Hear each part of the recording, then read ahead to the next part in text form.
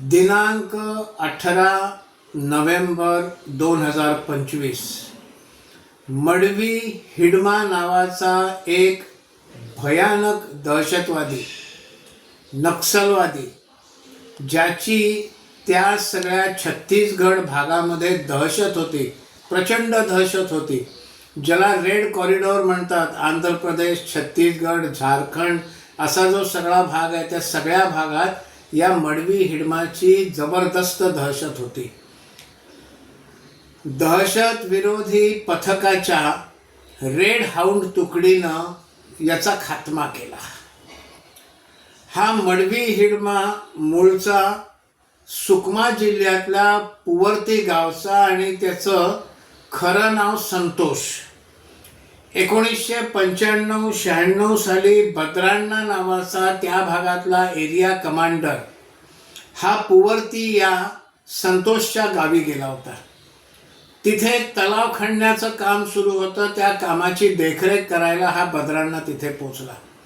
तिथे हा संतोष नावाचा 16 वर्षाचा तरुण त्याला भेटला.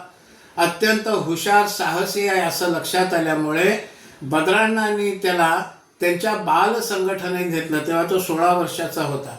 म्हणजे इतक्या कमी वयापासून दहशतवादाचे, देशविरोधी कारवायांचे संस्कार हे नक्षलवादी तरुणांवर करत असतात. हा साहसी असल्यामुळे खूप लवकर त्याची उन्नती झाली. 2009 मध्ये पीपल्स लिबरेशन ग्युरेला आर्मीच्या बटालियन 1चा त्याला कमांडर केला. त्याने कमांडर म्हणून जी कामगिरी केली त्यामुळे त्याला 2च वर्षात 2011 मध्ये दंडकारण्य स्पेशल झोन कमिटीमध्ये घेतला. महत्त्वाचे निर्णय ही कमिटी घेत असे. आणि मग त्यानंतर या मडवी हिडमाची दहशत खूप वाढत चालली.